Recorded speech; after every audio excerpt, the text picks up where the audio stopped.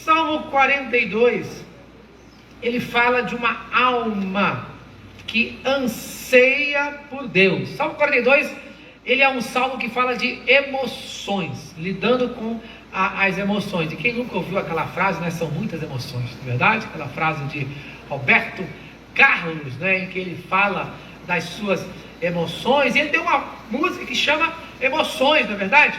E essa música tem uma parte que diz assim: se chorei ou sorri, o importante é que emoções eu vivi. Daí ele fala de emoções, mas ele fala de emoções que nem sempre tem soluções. É verdade? Porque a única pessoa que pode trazer solução para as nossas emoções é Cristo Jesus. E o Salmo 42, ele fala exatamente sobre as suas emoções. Ele fala como você lidar com as emoções, porque tem muita gente que tem dificuldade de lidar, né, com as emoções ou com a falta, né? Tem gente que parece que é de gelo, né? Parece que não demonstra, né, emoções, que é insensível. Tem pessoas que são literalmente insensíveis, parece que não são afetados, né, pela emoção. Mas o Salmo 42, o salmista, ele fala, né, de uma vida que está assim, à procura de Deus, uma vida que está suspirando, não é verdade? Uma vida que está suspirando, e ele exprime aqui o que vai na sua alma, o que está passando na sua alma, na sua vida. E nem sempre a nossa vida está bem, não é verdade? Nem sempre a nossa vida está bem. E o salmista, ele chega, digamos assim, como último recurso, e ele chega para Deus como uma forma de desabafo.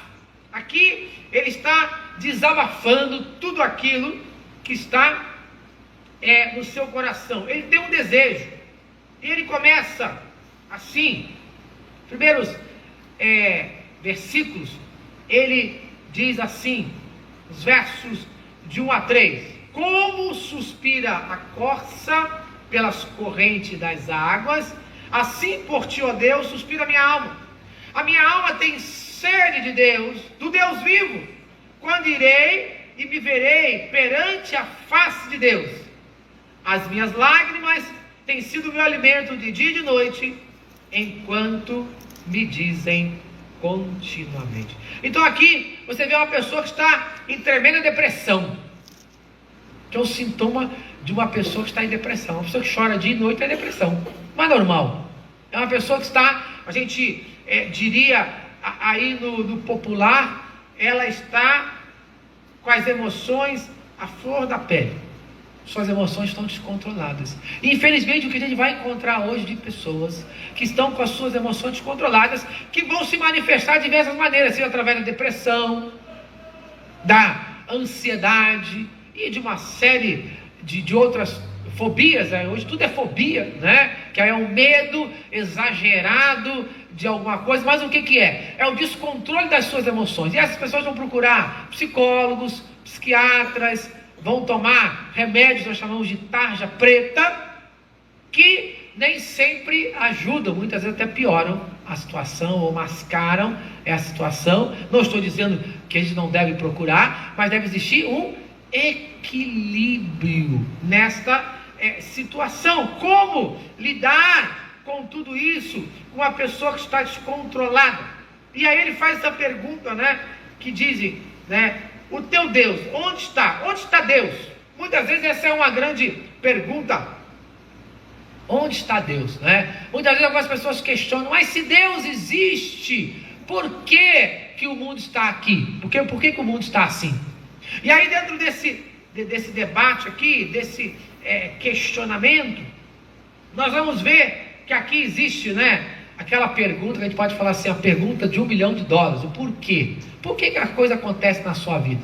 Por que certas coisas estão acontecendo na sua vida? É o que o salmista faz aqui, ele está perguntando, por que eu estou passando por isso? Ele faz esta pergunta exatamente aqui, no versículo de número 5, ele fala, por que está abatido a minha alma? Por que te perturbas dentro de mim? Ele está perturbado.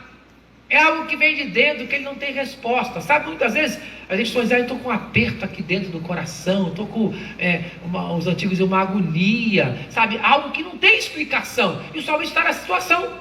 E aí você faz um check-up físico e não tem nada. O salmista está nessa situação, ele está no desespero, nessa pergunta: por que eu estou passando por isso? E muitas vezes, eu acredito que você e eu, nós nos identificamos. Quem não passa por dificuldades? Todos nós passamos dificuldade. Ou quem não está passando por um momento de dor? E aí, o salmista fica nessa encruzilhada. O salmista fica nessa encruzilhada, que ele está com algo, digamos assim, emocional, está descontrolado. Mas esse emocional, aí o que acontece? O emocional, ele começa a atacar o seu físico. Aí começa a aparecer dor em tudo quanto é lugar. Tudo quanto é lugar, né? Dor de estômago, né? Dor no pescoço, dor no corpo, né? Por isso que dizem, né? Que aquele que passou dos 40 anos não sente dor já morreu. Na verdade, porque depois dos 40 anos é a época do condor. Condor aqui, condor ali. Estamos com dor em todos os lugares. E o salmista, ele fala assim que ele está com esse problema.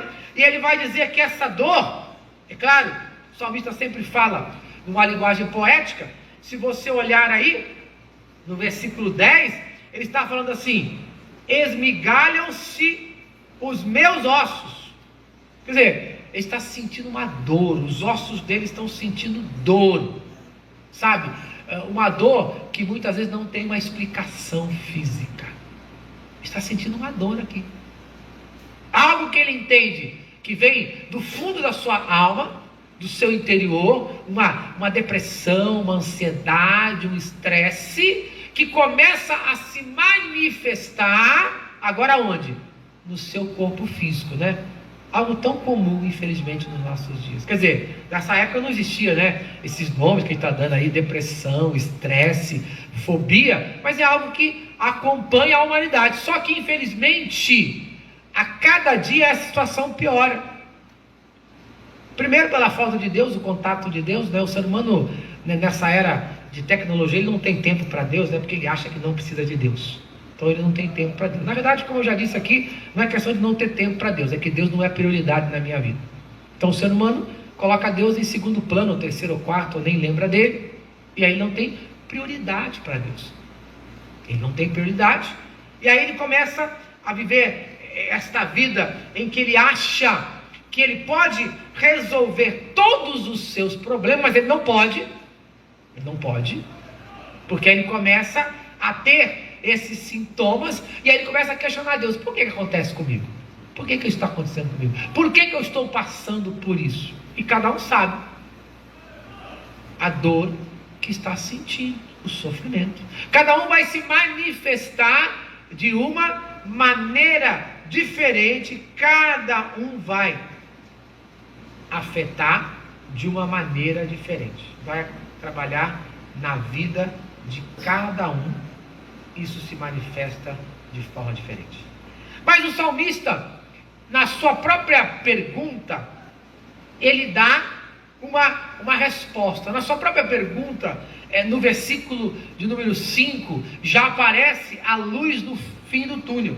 Ele questiona por que ele está passando por isso, mas ele já sabe, pelas suas experiências passadas, né, com Deus, que ele precisa passar por isso. Tanto é que ele diz: espera em Deus, pois ainda o louvarei, a Ele, meu auxílio e Deus meu. Então o salmista sabe que isso é um momento, que isso é um processo na sua vida. O próprio Senhor Jesus Cristo, ele disse isso, né? Que no mundo nós íamos ter problemas, aflições, dificuldades, mas ele disse: olha, tenha um bom ânimo, porque eu venci o mundo, eu venci todas essas dificuldades, todos os problemas. Então o salmista, ele sabe, conforme fala lá no Salmo 40, em que ele diz: esperei com paciência em Deus, e Ele se inclinou para mim e ouviu quando clamei por socorro.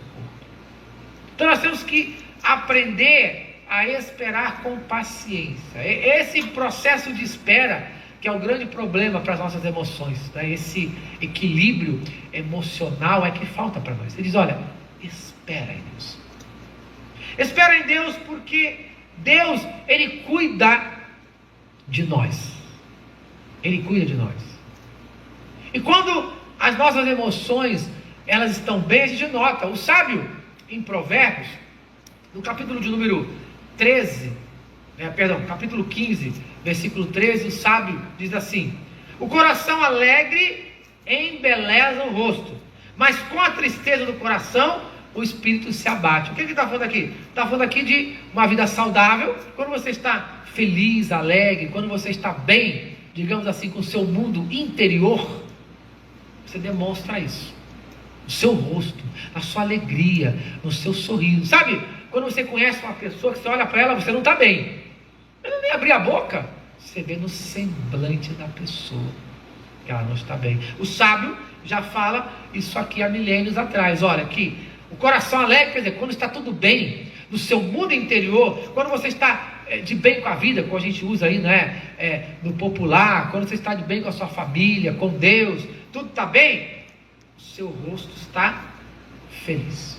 Todo mundo nota. Mas o contrário também acontece. Quando você está com tristeza, seu espírito se abate. Então você consegue ver na pessoa quando ele está bem e quando ele não está bem, que é algo interior. Agora, é interessante que esse bem aqui não é que a pessoa não tem problemas, todos nós temos problemas, mas esse bem aqui é a maneira de como você vai lidar com esses problemas. Como é que você vai lidar com esses problemas? Porque a palavra de Deus, ela não diz que nós não teremos problemas. Não tem lugar nenhum isso. Não vai falar assim, olha, você vai ser fiel a Deus, você vai seguir a Deus, você vai seguir um credo religioso, uma igreja, vai fazer alguma coisa e os seus problemas vão acabar. Não, não é isso. A palavra de Deus não ensina isso. Algumas pessoas até pregam de forma errada, né? Isso é uma heresia, uma mentira. Elas pregam isso, mas na Bíblia não. Mas na Bíblia diz o seguinte, que Deus, Ele nos dá uma paz que excede a todo entendimento. Isto é, uma paz que não tem explicação, que apesar de você estar passando pelo que você está passando, Deus vai te dar forças para você enfrentar isso. É isso que a palavra de Deus promete. É isso que Jesus fala, né? Deus Filho fala, que no mundo você vai ter problema, mas tenha bom ânimo. Eu venci o mundo. Tenha ânimo. Busque ânimo em Deus. Por quê? Porque a Bíblia diz que Deus cuida de você. Apóstolo São Pedro fala na sua carta, 1 Pedro, capítulo 5, versículo 7, fala: lançando sobre ele toda a vossa ansiedade, porque ele cuida de você. Lançando sobre ele toda a sua preocupação, toda a sua dor, toda a sua tristeza, aquilo que está te incomodando do seu interior, ele fala: lança, joga para Deus, fala com Deus, porque é Deus que tem certas respostas que mais ninguém terá, mas aí é algo pessoal, aí é a sua fé em prática, você com Deus. E foi o que Jesus ensinou.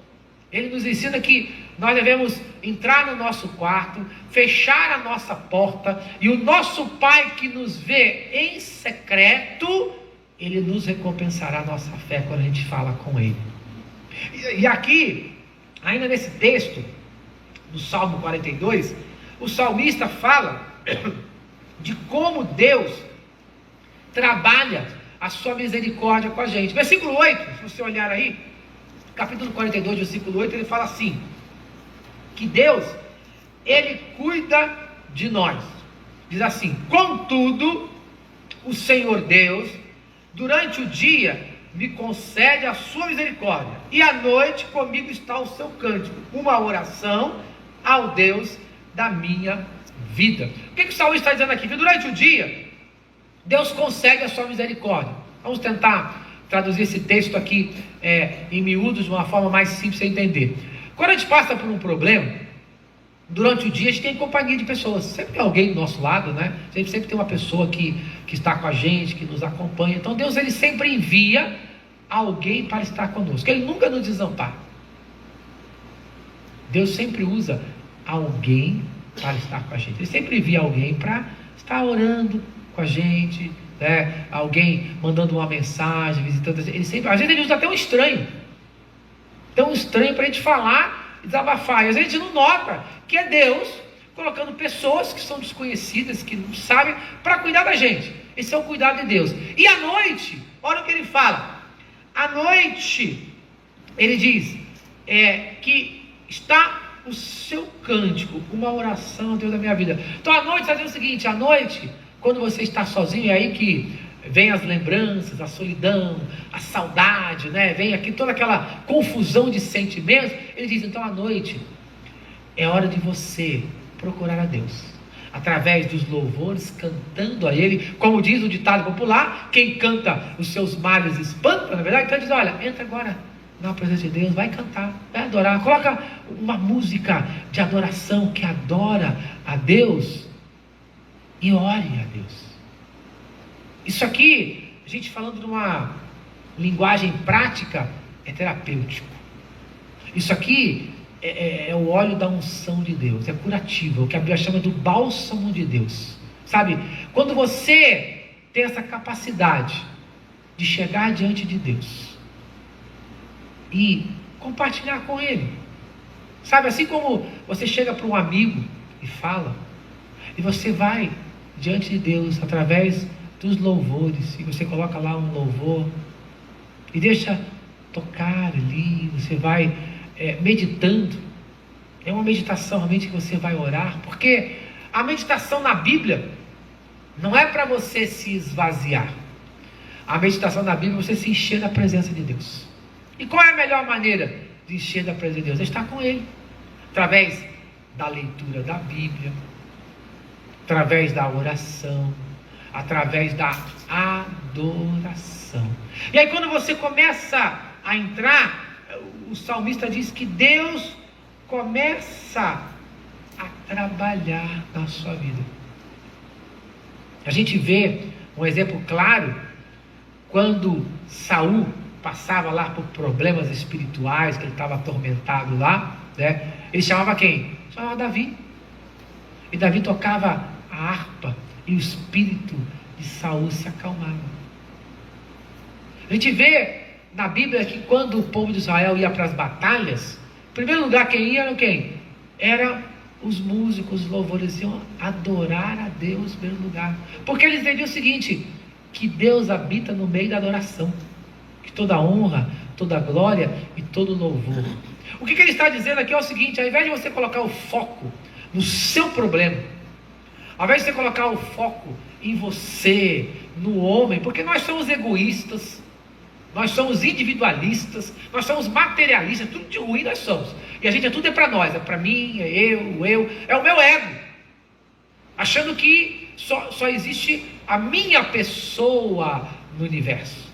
Ou que eu sou a única pessoa que está sofrendo, muitas vezes nós somos assim. Ao invés de eu colocar o foco no meu problema, colocar o foco nos meus desejos, começa a colocar para Deus, como disse Pedro, lança para Ele. Fala com Ele, pede a ajuda dEle, seja humilde, porque nós somos muito orgulhosos, achamos que temos a resposta para tudo, e chegamos à conclusão que não temos a resposta para nada. E a própria Bíblia diz, olha, aquele que se exaltar diante de Deus, isto é, aquele que se achar que é alguma coisa diante de Deus, Deus vai te humilhar. Agora, aquele que se humilhar diante de Deus, Deus vai te exaltar. É o contrário, porque o ser humano, ele sempre gosta de contar vantagem, ele sempre gosta de se exaltar, o ser humano sempre gosta de ser o primeiro, mas no reino dos céus é o contrário. Os discípulos, questionavam a Jesus, quem vai ser o maior, Senhor, lá no céu? Quem vai mandar? Quem vai ser o chefe? Ele falou assim, olha, meu reino é o contrário, meu reino é o seguinte, aquele que serve é o maior. Por isso que Jesus pegou certa vez uma bacia com água, um paninho, e começou a lavar os pés dos apóstolos, dos discípulos. E eles ficaram apavorados. Como assim, Senhor? Porque era aquele serviço que fazia quem? O escravo, o pior escravo da casa que fazia. Aquele cara que não servia para nada. E Jesus falou assim, eu estou dando um exemplo para vocês.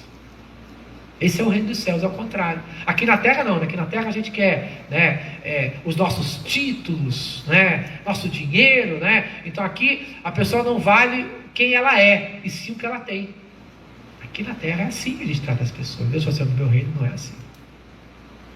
No meu reino todos são iguais. Eu não faço acepção de pessoas. No meu reino você precisa se humilhar. No meu reino você precisa ser pequeno. Veja como é completamente a loucura, né? Completamente diferente do sistema que a gente vive, desse sistema de competição. Na verdade, é uma competição, às vezes um querendo passar a perna no outro, um querendo prejudicar o outro. Mas no reino dos céus não. No reino dos céus não tem competição, tem colaboração. No reino do céu não tem maior, tem menor. No reino do céu não tem diferença. No reino do céu todos nós somos iguais diante de Deus. Veja que diferença. Aí a gente consegue equilibrar, porque Deus não faz acepção de pessoas. A gente consegue entender o seguinte, que a única coisa que você precisa nessa noite é a presença de Deus. Você não precisa de mais nada. Durante o dia Ele vai colocar pessoas de carne e osso para estar com você. Então, olhe, Senhor, coloca alguém no meu caminho para me ajudar. Estou precisando de uma ajuda, estou precisando de uma palavra. Coloca alguém. Durante o dia vai ser assim. Coloca alguém, Senhor, no meu caminho, com a palavra, né? Que Ele fala, contudo o Senhor durante o dia me concede a sua misericórdia.